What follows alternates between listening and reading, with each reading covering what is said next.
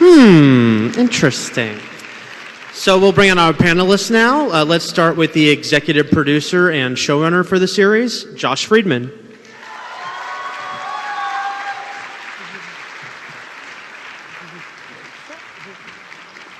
Thank you.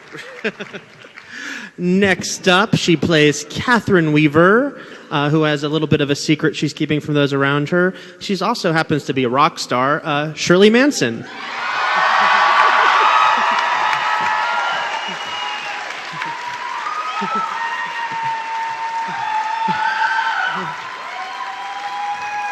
Next up, you might know her from series like The Unit and The 4400, and the show most likely to get a woo from you guys, Firefly. Please welcome Summer Glau.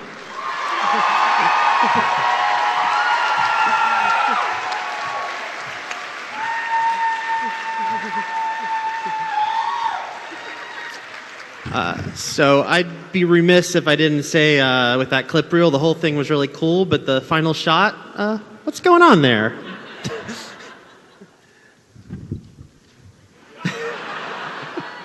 Next question. Has Cameron fallen down and John is helping her back up? You know, things happen on the show. Sometimes they're real, sometimes they're not real. You don't know. I'm not going to tell you what was going on. Come on. You don't want me to tell you. Oh, you're among friends here, so here's another easy question. The 3 dots. What's going on there? All will be revealed. Shirley, I wanted to talk to you because you obviously joined the show this year. As far as I know, you and Josh knew each other socially before this, but what was your reaction when he came to you and said, so I'd like you to play a Terminator on my show? Well, I think I've said this many, many times. I thought he was joking. I was. It's a very uncomfortable. I didn't think he was serious, and then when he did contact me and asked me to come in an audition, I really felt sick with nerves, to be honest. I had no idea what I'd got myself into. Josh, you knew Shirley. What made you think that she was the one for this role? Well, I mean, like most women, Shirley scares the shit out of me.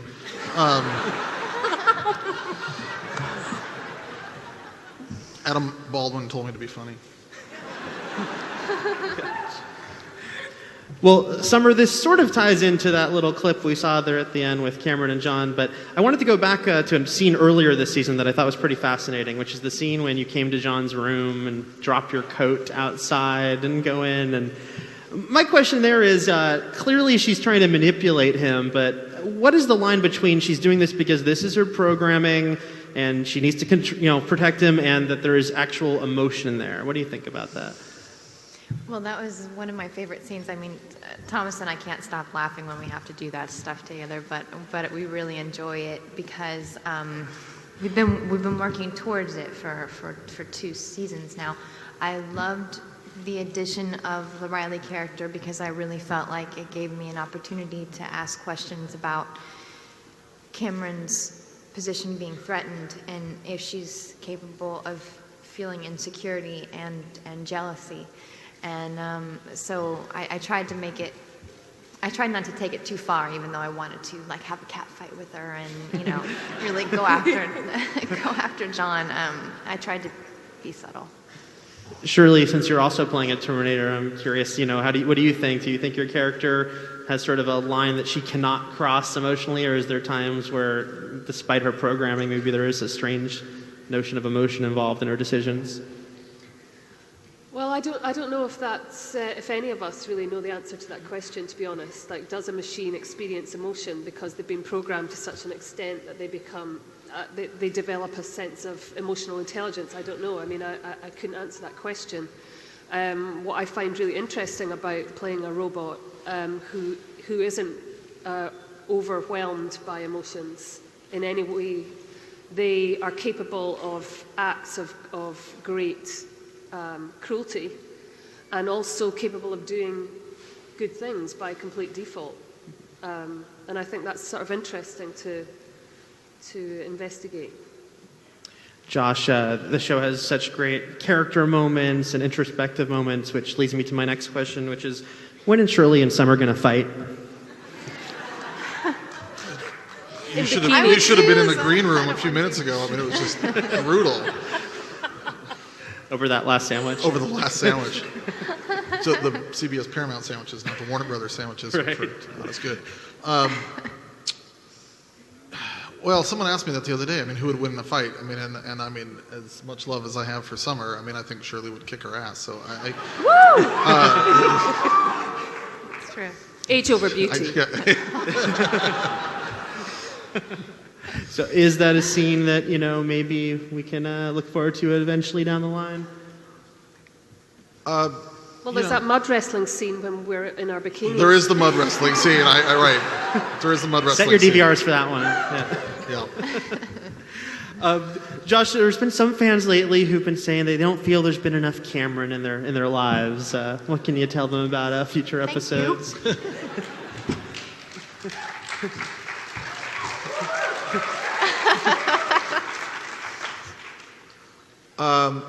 Well, there's never enough Cameron in anybody's life, really. I mean,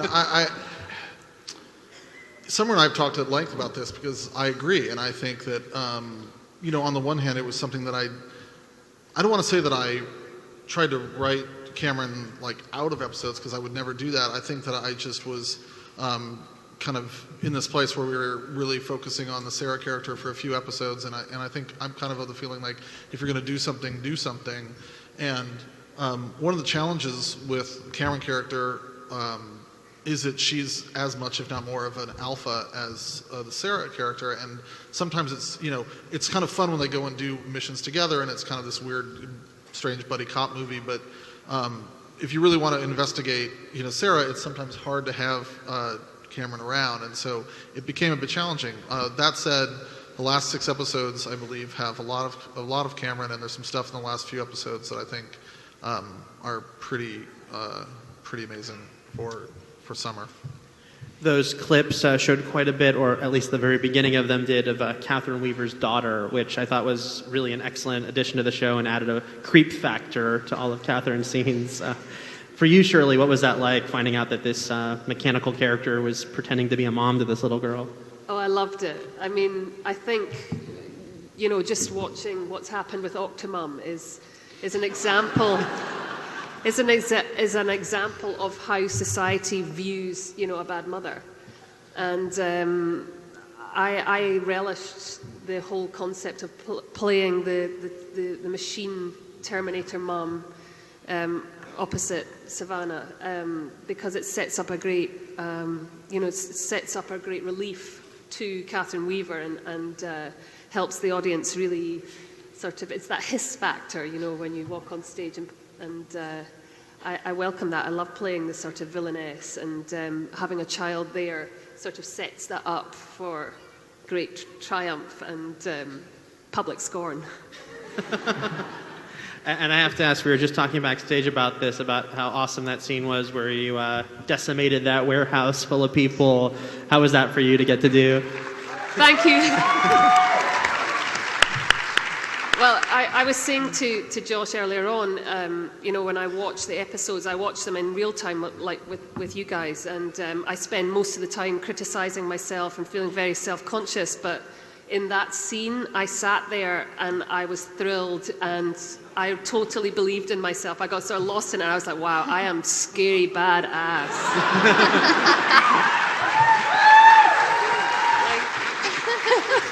You are.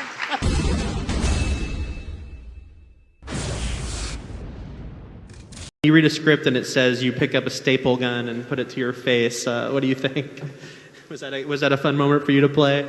That whole episode was probably one of my top 3 favorite episodes, even though it just almost killed me, with all the prosthetics and all the stunts. It was, but looking back, I think it's probably my favorite episode, complete. And Josh, you got a show with a serialized nature to it, and there's always the debate of, how much do you want to start quickly moving the story forward versus, when you won't have anything left if you do that. What's your thoughts on when's the right time to sort of do a, big push forward and then when's time to wait? I mean, based on the response to the last couple episodes, I'm probably the wrong person to ask, I guess, about the pacing. But, one of my favorite shows is The Wire. And, right? Wouldn't you love to go to a Wire con? Just imagine what people would dress like at the Wire, panel. It would be awesome. You killed Bubbles. Yeah, we did kill Bubbles. I know. And I was like, I tried to cast almost every Wire actor. Just imagine Omar in the Ellison role. I tried. These are the things I tried to do. I like to. I really like to. I don't like to move things too fast. And it's constantly an argument in the writers' room about how far and how much to reveal and in any given episode. One of the things about trying to do shows where you take the characters seriously in a fantastic setting is, if you eat through so much plot, and not just plot, but character plot, it turn it into a soap opera, and you end up, all those twists and turns of those characters end up being meaningless. And I've always really wanted to protect the characters and really earn their changes. And I think in doing so, I do sometimes slow the storytelling down, which is not always the best thing commercially, I guess. But it's just the thing that I think instinctively I feel works best to examine these people and kind of take them very seriously. And likewise, you don't want people to tune out, and it is Terminator, and you want to have enough Terminator in the show. But then sometimes you do 3 episodes of Terminator, and then you go online and someone says, "Oh my God, it's turning into Terminator of the Week, our greatest fear, except for the fear that we had last week." So I have to ask the question, which is that the fans love this show, but there's so much analysis of the ratings week to week. What do you know about coming back next season? What have you heard? I don't know anything. Summer and I were talking about this before. It's hard when I like to call us ratings challenged. When you're ratings challenged and you go onto the set, there's 250 people sitting there looking at you like, do I have a job, next week or next month or whatever? And a lot of those are big men, and and women, and the number of times that I've gone to the cast and crew and stood up on an apple box to give a big speech, and my big speech is, I don't know anything, and which my wife could tell you without me getting on an apple box, but so I don't. Look, there's 6 episodes left of this season. They're great episodes. There's a lot of action in them. There's a lot of character development. All the questions, I don't want to say all because there's an infinite number of questions, but many of the questions that people have been asking about the season and kind of where it's going and is it all going to pay off are answered in the last 6 episodes. The number of reveals and kind of things that are tied up in the last 6 episodes are more than I thought that we could do in that time. And the finale, I think the finale is the best episode that we've done, and I think it's going to be very exciting and satisfying for people, and hopefully we'll be back. I don't know. We're going to start taking audience questions in a minute. I believe we have a microphone right over here if you want to start lining up. But before that, I'll just ask. It's funny for Shirley and Summer. I realize, just by the nature of your characters, you barely have any scenes together. You sort of have your contingent, the Catherine contingent, and the Cameron contingent. Is it funny for you guys on set to sort of just pass each other and not really be privy to what's going on other side of the soundstage? It was funny. When we did a promo. I did a promo with Eliza for our new for Friday nights, and I was on your set, and I felt like I was on a different show because we're on completely different sound stages.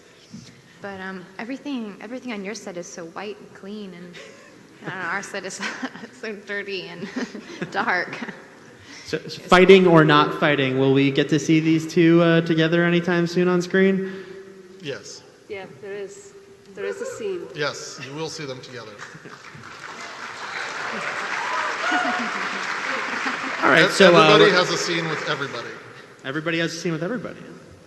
We have we're going to go to audience questions now. I just want to preface it saying, please, guys, if you could make it a question and not a statement. and ask that the questions not include marriage proposals, hugs, pictures, etc. We just want to make sure all the fans are here. We're really glad these guys are here, and if we get questions, everyone would be glad to hear about. So yeah, let's start off with the first audience We all question. love Firefly. We all love Firefly. Let's just grant. We all love Firefly. We all love garbage.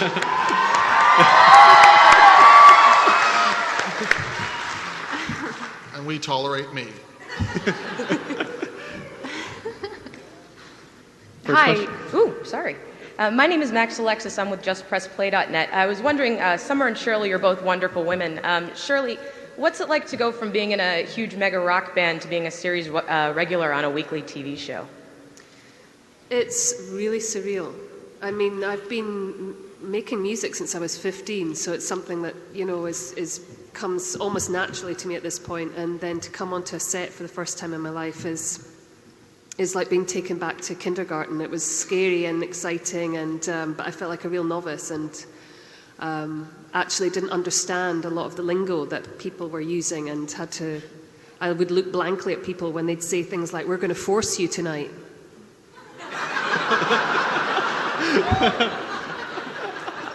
I don't know what you mean by that. Things like that. It was crazy. It's been a crazy journey, and it's weird learning how to do something in front of millions of people. It's sort of scary, but it's taught me a lot about having, you have to push through your fear and your own pride, I guess, in order to have new experiences in life. So I'm very grateful for the opportunity from Josh and from, the whole cast and crew of the...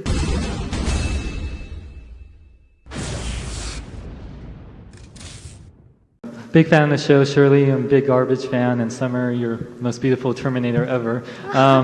Just wanted to ask, I know with Terminator Salvation coming out this year, and I know you guys have two different takes of the Terminator mythology and storyline going on. Do you think that the show will ever in the future get characters from the Terminator movies like Kate or anyone else from those movies? Any more? I mean, other than John and Sarah and Kyle and... Yeah. I don't think so. I mean, I kind of, I sort of feel like at this point our family is our family, and I'm not ready to adopt another. I feel like we have plenty to do with who we have, and I kind of never wanted the show to become sort of like a Where's Waldo of Terminator trivia, but I mean, and sometimes writers sneak stuff in and I don't even know. Weird little stuff shows up on the set, and I see it daily. It's like, what was that? Where did that pumping iron book come from? Like, what is that doing there? Who got that into the bookstore set in the front window? But no, I think it's our world is our world at this point. I think Derek bought the pumping iron book. It's a good chance.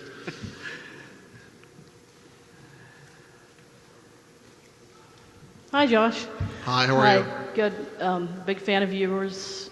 Me and my friends are totally supporting the show and your vision.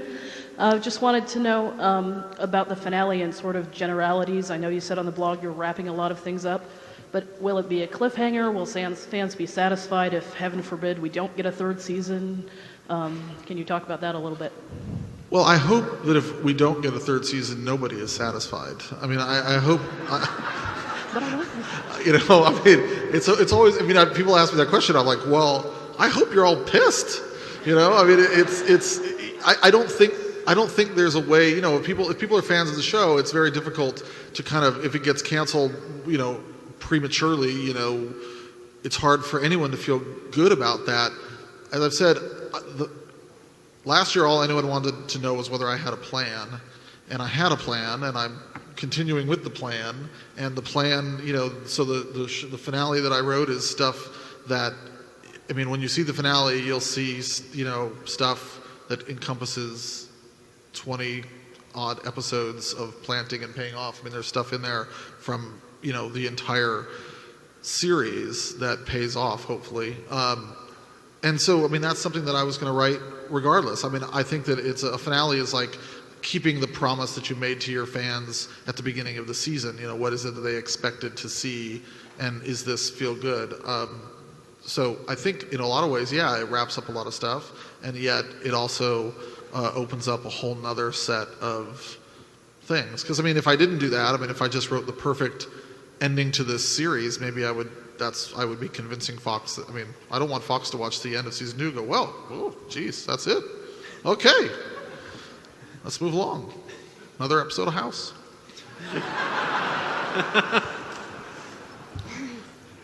Not that there's anything wrong with that. This question is for Summer. It goes back to Serenity. I noticed in the outtakes that sometimes the actors would blow their lines and then they'd get flustered and they'd yell, "Summer!" as if they wanted you to make it all better. What was that all about? Well, I told this story. All right, we had this one huge long oneer where we went through the entire ship and each character had a line, and it was so well choreographed, and we worked, we rehearsed, and it was all planned out, and everybody had their line, and then I had the last line. And I was staring at this little rubber ball and, imagining that it was Earth. And I was so into imagining it was Earth.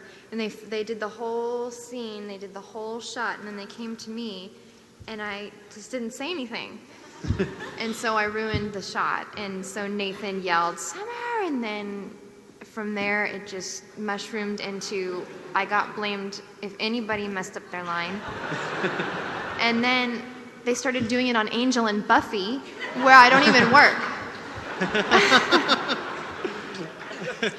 So. On our show, we yell Eric Goldman, but it doesn't have the same resonance. Hi, big fan. Question for you, Shirley. Will we be hearing any more music from you, either solo on the show or through Garbage? Well, I hope so.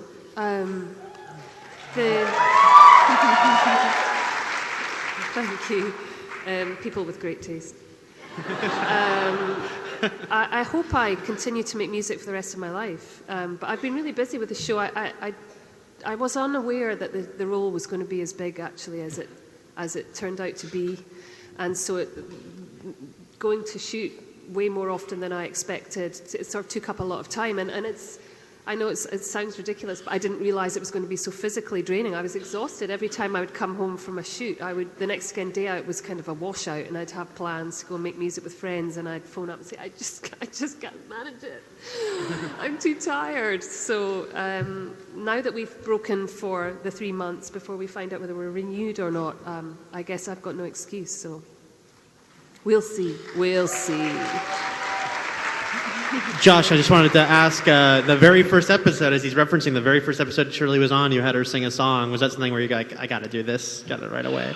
No, in fact, I mean, I think we both were dreading it in our own way. I mean, I had planned to do the Samson and Delilah cover before I'd ever even thought of having Shirley on the show.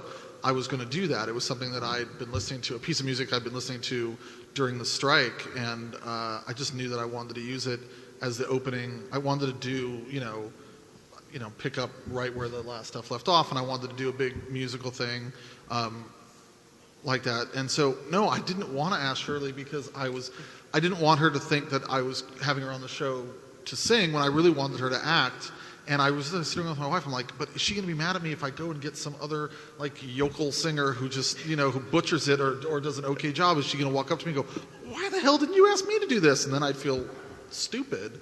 So we went out to dinner one night and got really drunk, and I was just like, okay. It was literally, we'd been at dinner for 3 hours and 3 bottles, and I was like, okay, you can just say no, just say no, just say no. And I pitched to her, she went, oh, of course. Not having any idea, I think, what we were getting into. But I mean, I'm glad. I mean, obviously, I'm really happy that we did it. But it was not a plan, and I would never ever ask her to sing on the show again. I mean, it was. Well, how am I supposed to take that? Are you sure? Well, thanks. I think. Extremely disappointing. Musical episode.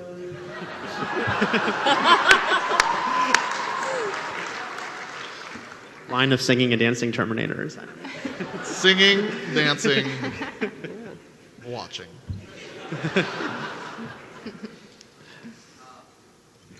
I love the Shirley character because, let's face it, gingers are going to take over the planet one day. But in the end of season 1, you had that really incredible scene where the FBI is just getting pwned by the Terminator to Johnny Cash. I'm wondering if we can look forward to any more great battles with really good music to it. I mean, there are a couple more. I don't think we have anyone that matches, that one and the Samson Delilah ones. I think those are probably the two big kind of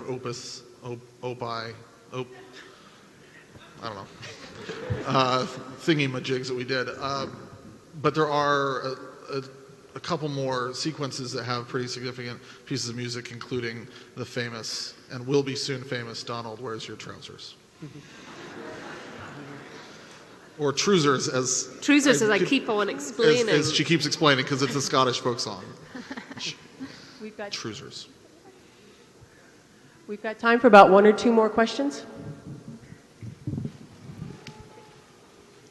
Hi. First of all, nice shirt, Josh. My first question for Shirley got stolen by the other guy, but I have a backup. It's always good to have a backup. Yeah. So I didn't even realize that you had a Scottish accent until people started talking about it when you were cast in the show, because it seems like it doesn't come through when you're singing. And I was wondering if there was a story behind that, like you just did that for your career or something, or it doesn't.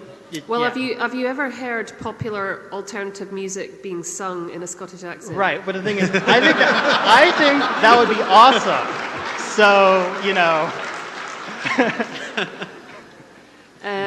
it just sounds ridiculous if you sing with a Scottish accent. I mean, it really does not go down well, and I don't know why that is, but it just sounds super weird. And I guess I sort of learned how to sing by listening to a lot of rock music, which is influenced by American folk music. So it all goes back to your country. And but Josh wanted me to have a Scottish accent as part of the character. I asked him immediately, okay, I've never acted before. I'm up for trying this, but do you also need an American accent? And he said, no, actually, we want you to retain your Scottish accent. So I talk slightly differently from Catherine Weaver, and again that was a sort of a deliberate choice. But I have talked so much I have forgotten what the question was.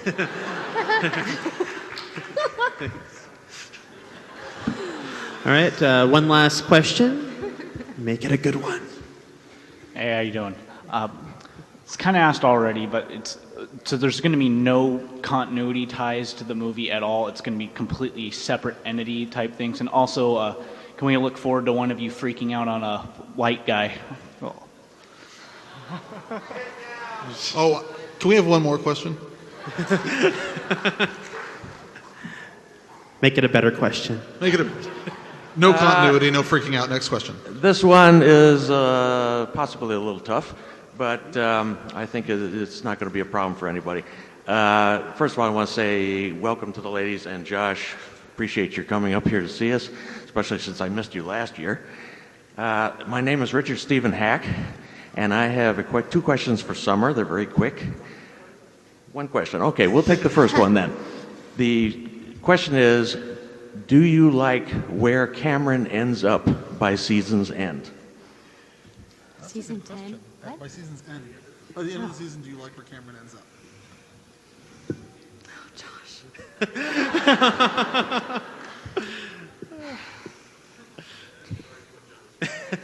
Well, the thing is, I don't know. I was really excited and sad at the end, so I don't know. I feel both. I don't know. I just hope that I hope we get a season 3.